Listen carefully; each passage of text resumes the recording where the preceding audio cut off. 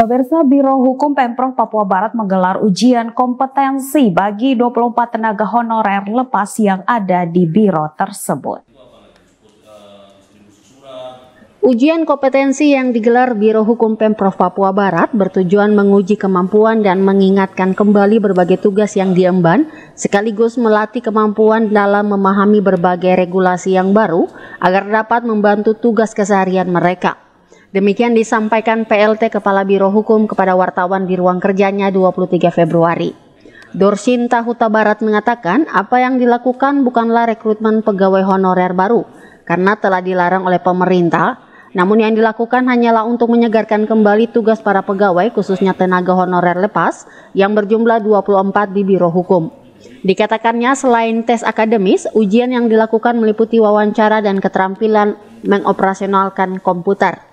Dengan melibatkan beberapa OPD terkait seperti Badan Kepegawaian, PLT Kepala Biro Hukum Pemprov Papua Barat ini berharap output yang dihasilkan adalah para pegawai tenaga honorer lepas ini akan semakin terampil dan profesional dalam mengemban tugas yang diberikan. Kami di Biro Hukum tidak mengadakan rekrutmen pegawai honorer baru karena sudah ada larangan dari pusat untuk tidak menerima pegawai honorer baru. Ini hanyalah untuk menguji kemampuan atau mengingatkan kembali tugas-tugas mereka sehari-hari dan juga untuk melatih kemampuan dalam memahami regulasi terbaru.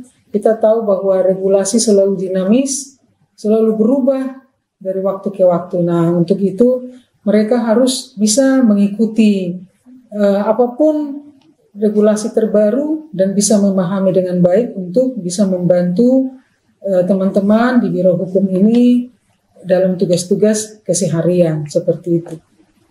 Pada total berapa orang yang ikut boleh tahu? Sebenarnya waktu daftar pertama 26, tapi seiring dengan waktu berjalan yang tersisa 24 dan 2 dinyatakan gugur.